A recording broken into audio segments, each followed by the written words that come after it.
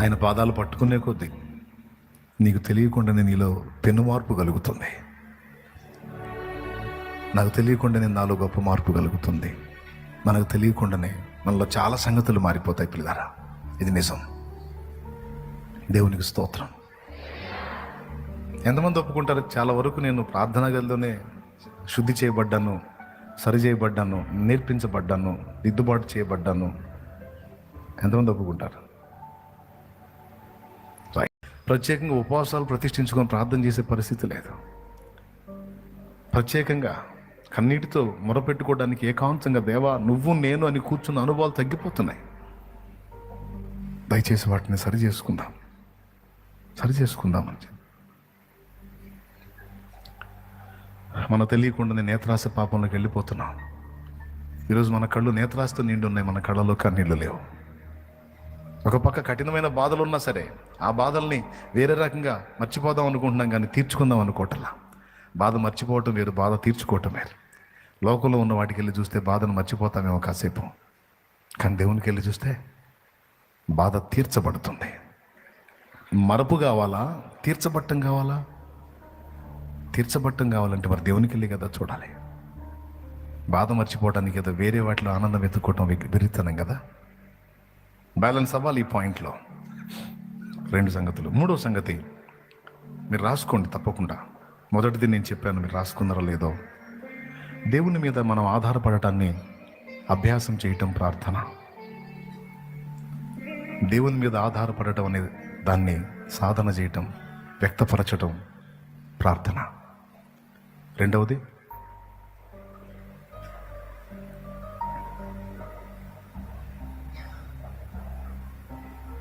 దేవుని అవసరత మనకి ఎంత ఉందో తెలియజేసేది ఉపవాసము, జాగరణ, కన్నీటి ప్రార్థన.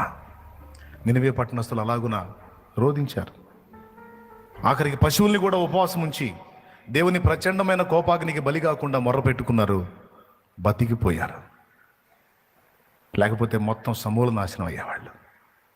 సో 2. 3వది ప్రార్థన గురించి మరో మాట చెప్తా.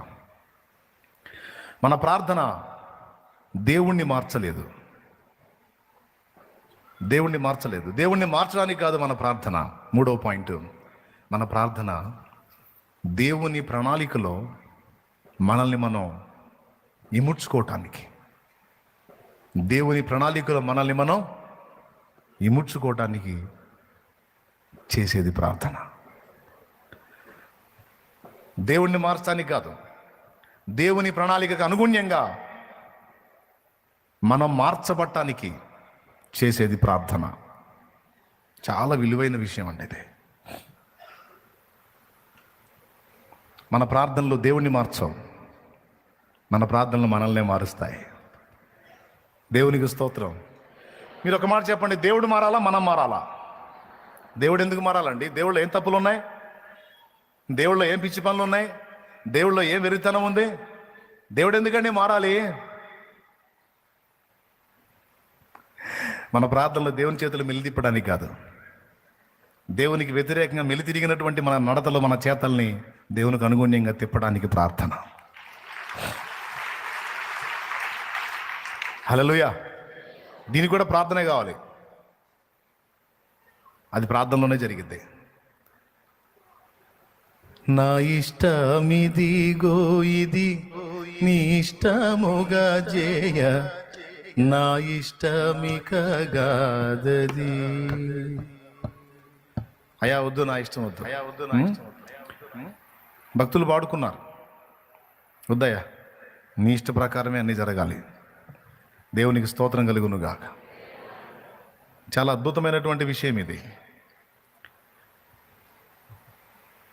దేవుడు మారాల్సిన అవసరం ఉందా, మనం మారాల్సిన అవసరం ఉందా? ఒక మొక్క చెప్పండి. దేవుడు ఆయన రూట్లో ఆయన పర్ఫెక్ట్గా ఉన్నాడా? ఎంతమంది ఒప్పుకుంటారు? దేవుడు ఆయన ఉండాల్సిన లెక్కల్లో పర్ఫెక్ట్గా ఉన్నాడు అన్న. ఇప్పుడు లెక్కలు తేడా వచ్చింది ఎక్కడా? నడతలు మారింది ఎక్కడా? దిద్దుబాటు జరగాల్సింది ఎక్కడా? సర్దుబాటు జరగాల్సింది ఎక్కడా?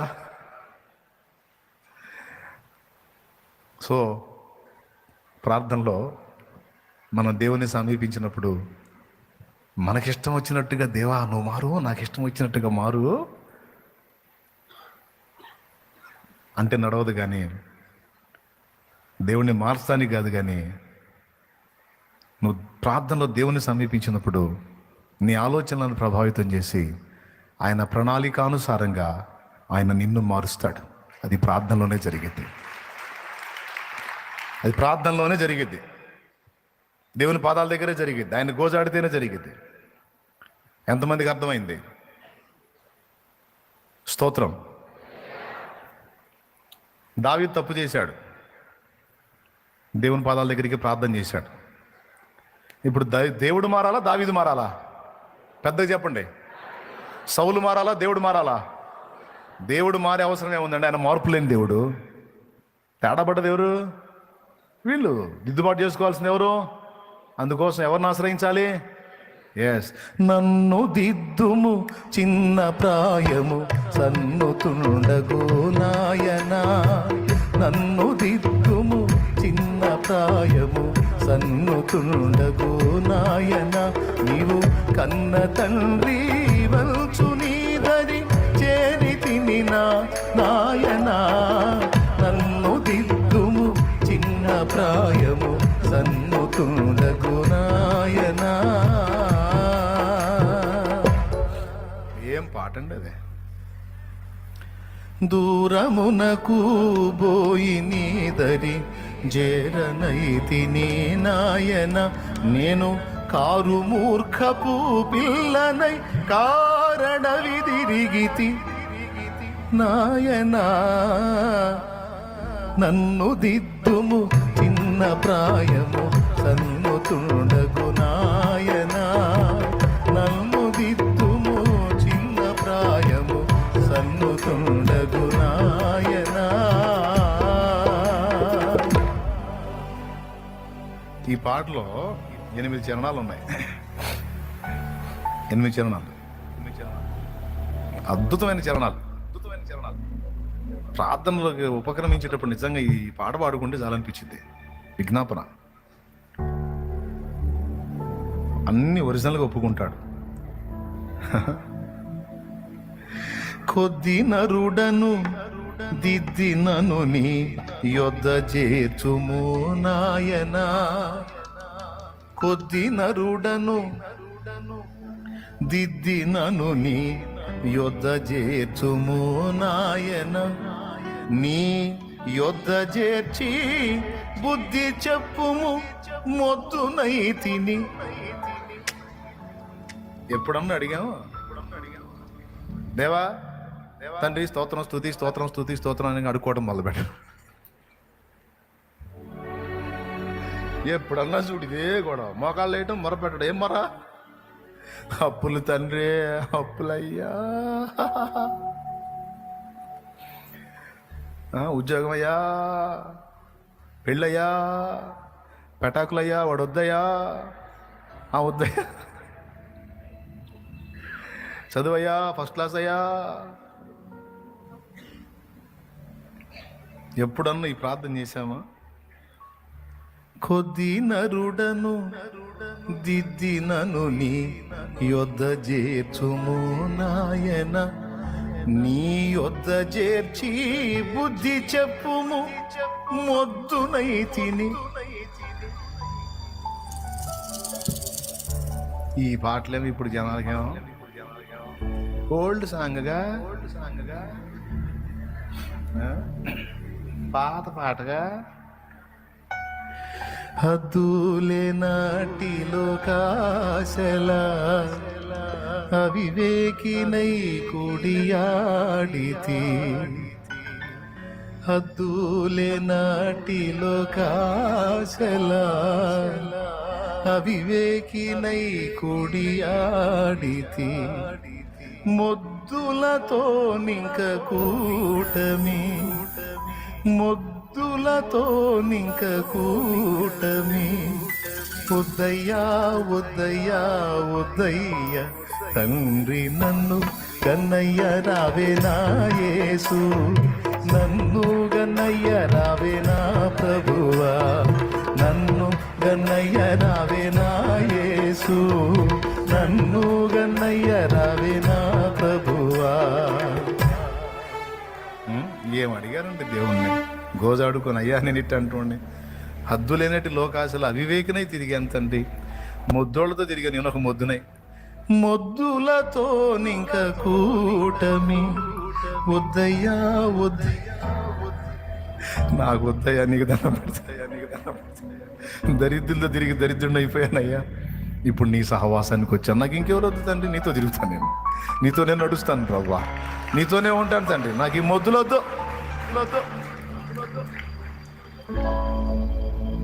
చెప్పండి, ప్రార్థన ఎవరిని మార్చడానికి? దేవుణ్ణి మార్చడానికా? దేవుని ఎదుట మనం మార్పు చెందడానికా?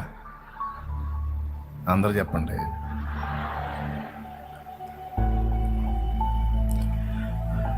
ఆయన దగ్గరికి వెళ్ళే కొద్దీ, ఆయనతో మాట్లాడుకునే కొద్దీ, ఆయన పాదాలు పట్టుకునే కొద్దీ నీకు తెలియకుండానే నీలో పెను మార్పు కలుగుతుంది. నాకు తెలియకుండానే నాలో గొప్ప మార్పు కలుగుతుంది. మనకు తెలియకుండానే మనలో చాలా సంగతులు మారిపోతాయి పిల్లరా. ఇది నిజం. దేవునికి స్తోత్రం. ఎంతమంది ఒప్పుకుంటారు? చాలా వరకు నేను ప్రార్థనా గదిలోనే శుద్ధి చేయబడ్డాను, సరి చేయబడ్డాను, నేర్పించబడ్డాను, దిద్దుబాటు చేయబడ్డాను. ఎంతమంది ఒప్పుకుంటారు? రైట్, తప్పకుండా ఒప్పుకొని తీరాల్సిందే. ఎందుకంటే మన పాఠశాల అదే, ఆయన పాదాలే. రైట్. 4వది, ఇంత కీలకమైంది కాబట్టే మన ప్రార్థనా జీవితమే సాతాను యొక్క గురి, శత్రువు యొక్క గురి.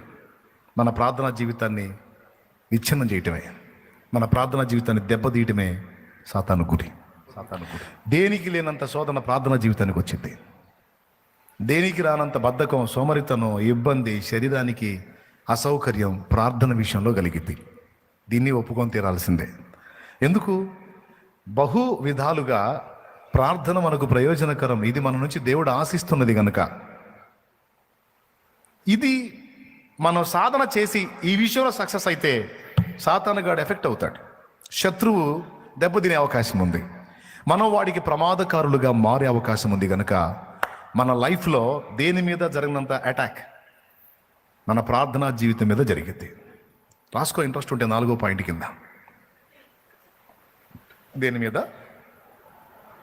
అందుకే ప్రార్థనలో విసుగు పుట్టిస్తాడు శత్రువు. వాడు ప్రేరణ మాటలో ఏం ప్రార్థనో, ఇన్ని సంవత్సరాలుగా చేస్తున్నావు, ఏది జవాబు, ఏది కార్యసిద్ధి, ఏది జరిగింది, ఏది నెరవేరింది, ఏది అయ్యింది, ఏది, ఇవన్నీ వినపడుతుంటాయి వాడి సణుగుళ్ళు. అవి వాడివి, మనవిగా వినపడుతుంటాయి మనకి. అర్థమైందా?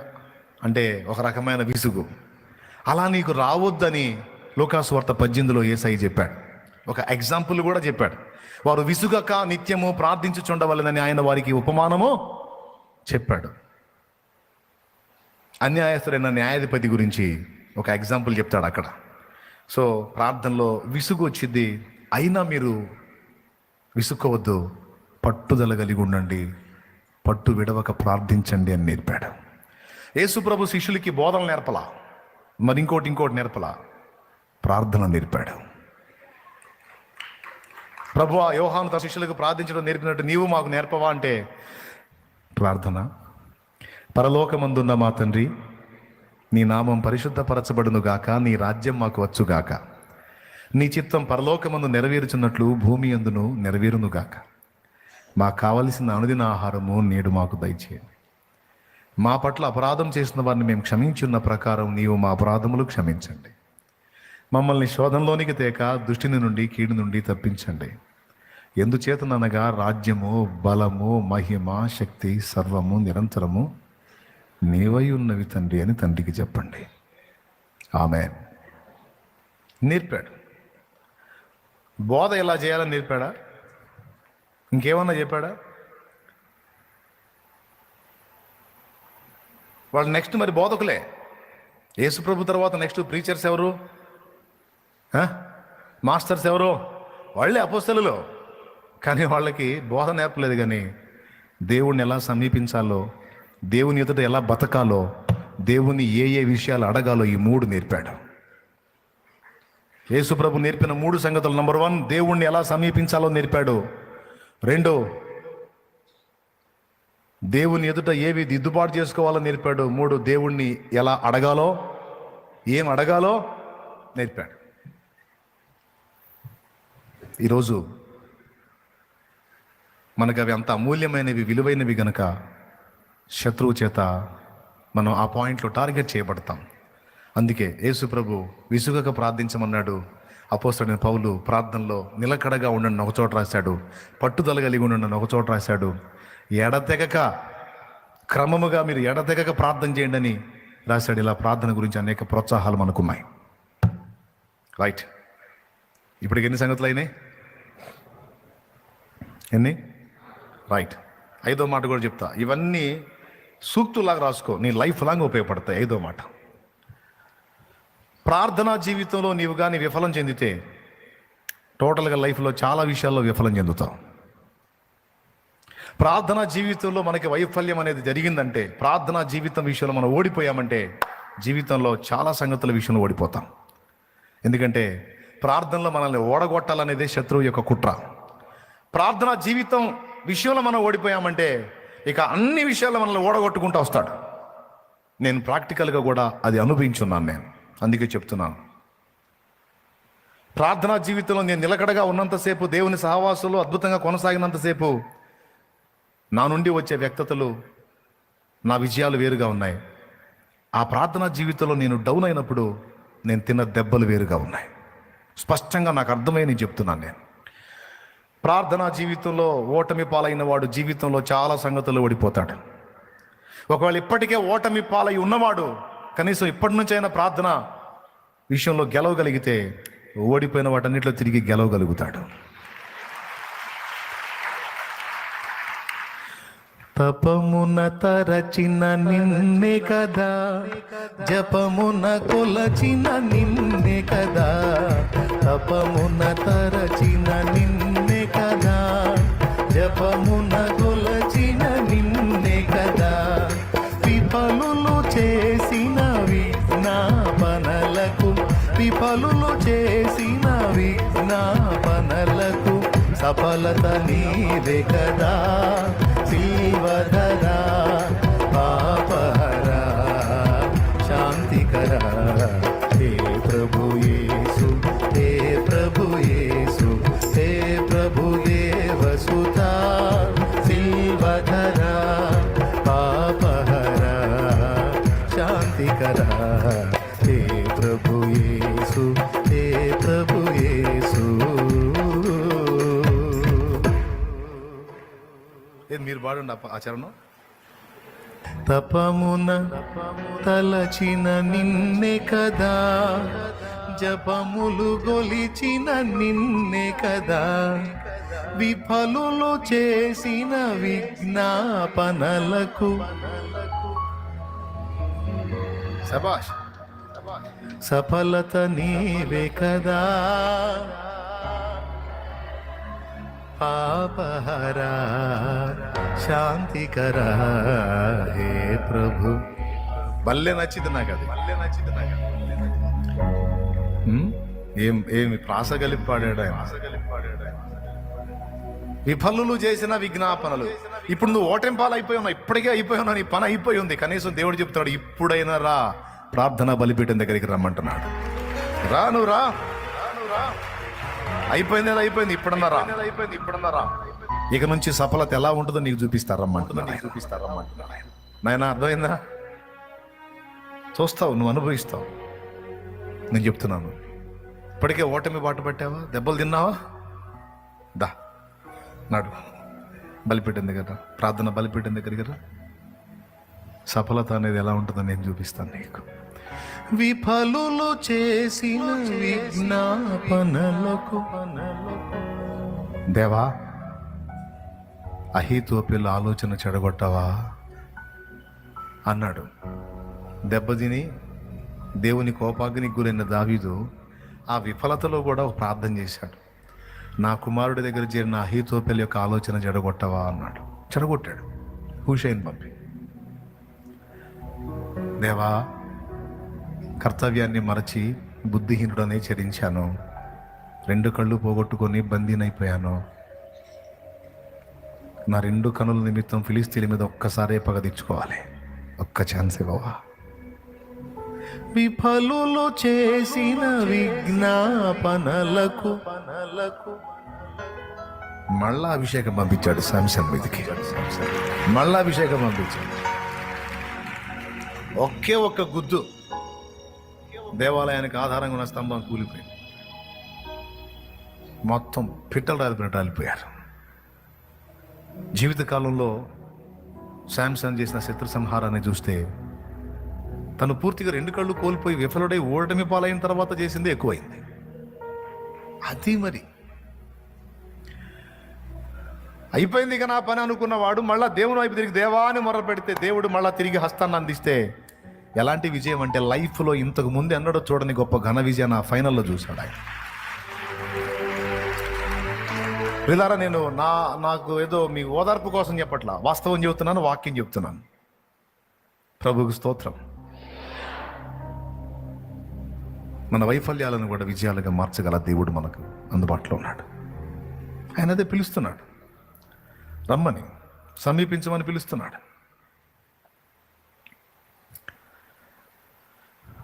ఓకేనా? ఎన్నైనాయండి? ఇంకా 2 చెప్తా, లేదా ఈసారి ఎప్పుడని చెప్పేదా? ఆణిముత్యాలు 5 చెప్పా, ఇంకో 2 చెబుతా. రాసుకోండి, లైఫ్ లాంగ్ గుర్తుపెట్టుకోండి. 6వది, ప్రార్థనతో మనం దేవుని సమీపించటం ఒక మధురమైన అనుభవం. ఒక మాటలో చెప్పాలంటే దేవునితో మనకు గాఢమైన అనుబంధం కలిగించేటువంటి స్థలం, దేవునికి దగ్గరికి తీసుకెళ్ళింది ప్రార్థన. ప్రార్థనతో మనం దేవుని సమీపించినప్పుడు ఇక మనం ఇతరులను పట్టించుకోం, ఆయన మన బంధము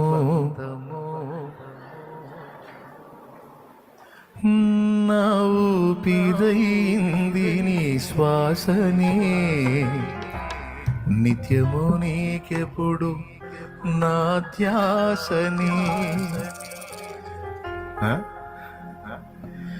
నా ఊపిరైంది నీ శ్వాసనే, నిత్యము నీకెప్పుడు నా ధ్యాసనే, నీ ప్రాణమిచ్చింది నా కొరకనే, నీలాంటి ప్రేమికుడు ఇలా లేడని, సావైనా బ్రతుకైనా నేలైనా కీడైనా నీతోనే నా పయనమో, నీ ప్రేమ ప్రాకారము యేసయ్యా, నీ పొందు నా భాగ్యము,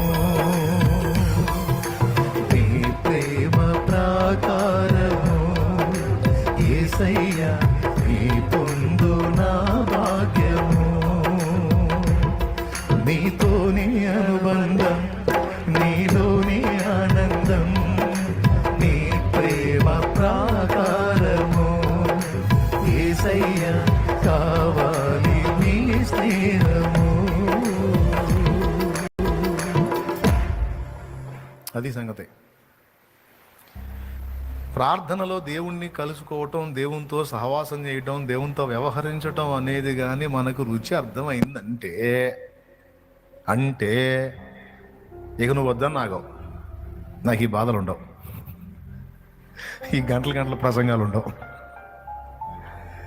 ఆయనతో సహజీవనం, ఆయనతో సహవాసం, అందులో ఉన్న మాధుర్యం అర్థమైందంటే జనాల్లో ఉండటానికి ఇష్టపడవు. ఏ కొంచెం అవకాశం దొరికినా సరే ఆయనతో మాట్లాడుకోవాలనిపిస్తుంటుంది. ఉండబుద్దిగా జనాల్లో ఉండాల్సి వస్తే, మన కర్మ గాలి బాధ్యతలు నెరవేర్చాల్సి వస్తే ఐగుప్తు బానిసత్వం లాగా ఉంటుంది. ఎప్పుడు బయటపడతాను తండ్రి ఈ బానిసపు సంఖ్యల నుంచి, నాకు వద్దు తండ్రి, నాకు నువ్వు కావాలని లాగుతూ ఉంటుంది మనసు. మీలో ఎంతమందికి ఉంది అనుభవం? ఏడ్చుకునే వాళ్ళు ఉన్నారా మీలో? పొద్దున్న లేగిస్తే పొలోమని పోవాల్సి వస్తుంది, నాయన నాకేమో నీ పాదాల చెంత ఉండాలని చాలా ఆశ ఉందని ఎంతమంది ఏడుస్తూ ఉంటారు? ఏడ్చి వాళ్ళు చేతులు ఎత్తండి. కన్నీళ్ళు, దుఃఖం.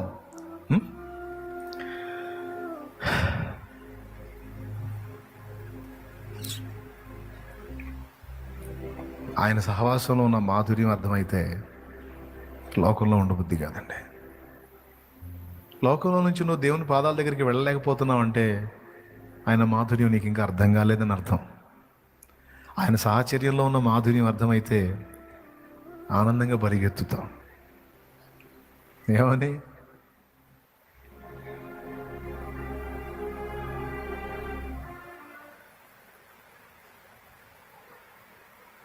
నువ్వే కావాలి, నీతోనే ఉండాలని పరిగెత్తుతాం, కన్నీళ్లతో పరిగెత్తుతాం.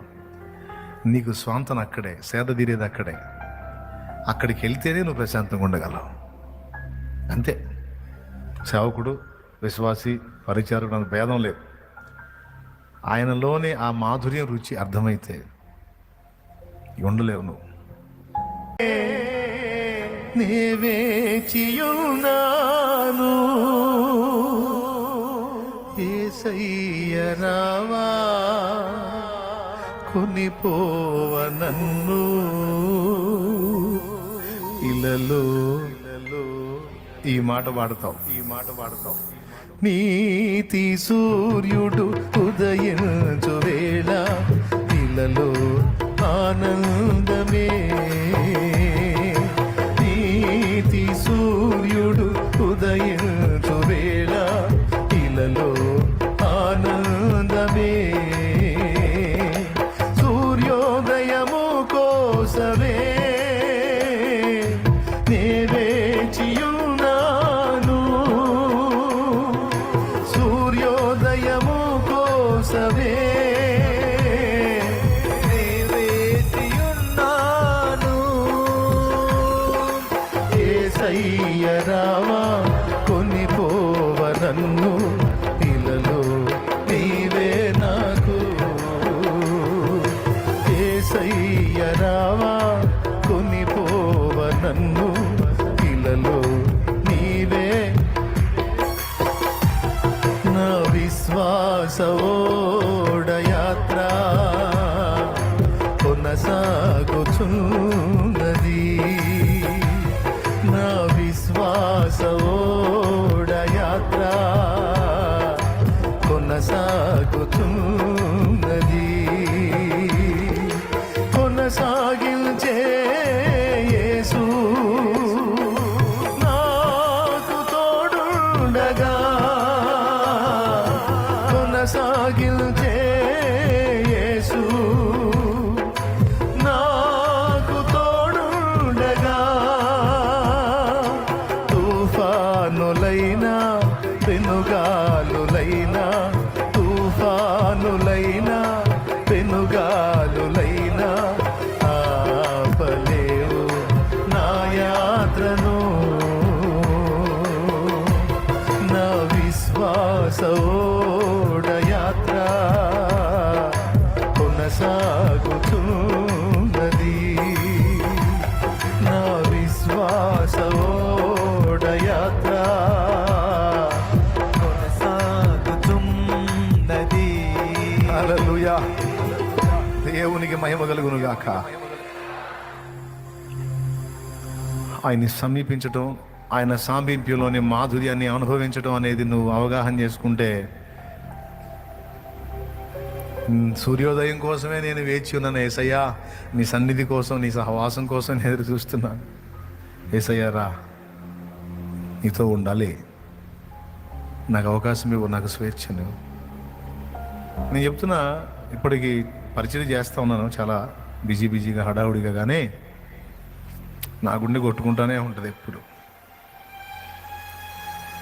ఆయన సహవాసం కోసం. ఒంటరిగా ఉండాలి, ఆయనతో కూర్చోవాలి, ఆయనతో మాట్లాడుకోవాలని నా గుండె నిరంతరం కొట్టుకుంటానే ఉంటుంది. కానీ ఏం చేద్దాం, బాధ్యతలు పెరిగినాయి, పని విస్తరిస్తూ ఉంది, దేవుని పని జరుగుతుంది. కానీ తప్పే, నా తప్పే. దేవుని పని ఎంత విస్తరిస్తే అంత దగ్గరికి వెళ్ళాలి, నేను ఆయనకి ఎక్కువ సమీపంలోకి వెళ్ళాలి. కానీ కొన్నిసార్లు నాకు ఈ విస్తరణ నేపథ్యంలో ఈ పనులు నన్ను ఆకర్షిస్తున్నాయి. నువ్వు చేయకపోతే ఇంకెవరు, నువ్వు చేయాలా, నువ్వే ఉండాలా, నువ్వే నువ్వే నువ్వే నువ్వే నువ్వే నువ్వే అనే అదొక శోధన నాకు. అది నా మనసుని నేను బ్యాలెన్స్ చేసుకోవాల్సిన శోధన. నా మనసు నన్ను తప్పుడు త్రోవలోకి తీసుకెళ్తున్న శోధన నాకు అది కాదు. నేను కాదు, నా యేసయ్య చేయాలి అవన్నీ. ఆయన చేయాలి, ఆయన కదిలి ఆయన చేసి ఆయన సక్సెస్ చేయాలా. నేను అవన్నీ జరగాలంటే నేను ఆయన పాదాల దగ్గర ఉండాలి. అదే నా ఏడుపు, నా కన్నీళ్ళు. అప్పుడు ఇవి కాదు, ఇంకా ఇంకా పెద్ద పెద్ద పనులు, ఇంకా ఎంత పెద్ద పనులైనా ఆయన ఒక చిటికలో అన్ని చక్కదిద్దుతాడు.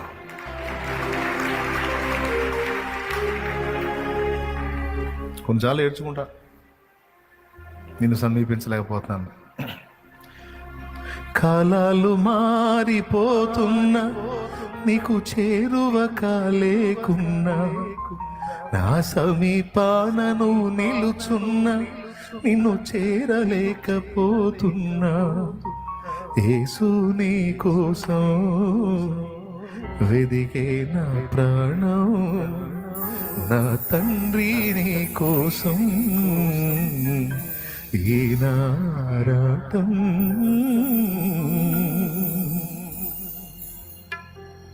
నా హృదయ వాంఛ నా దేవుడు తీర్చును గాక. ఇంతకాదు, ఇంకా ఇంత పనైనా సరే నా దృష్టి ఆయన పాదాలకెళ్ళి ఆయనకెళ్ళే ఉండును గాక. మరి మీ దృష్టి, మా దృష్టి కూడా అంతే అనరే మరి, అంతేనా? తొలకరి కోసం భూతలమంతా ఆశతో చూచినట్లు, నీదు స్పర్శకై నా మనసు మిగులాశతో ఉన్నది. తొలకరి కోసం భూతలమంతా ఆశతో చూచినట్లు, నీదు స్పర్శకై నా మనసు మిగులాశతో ఉన్నది.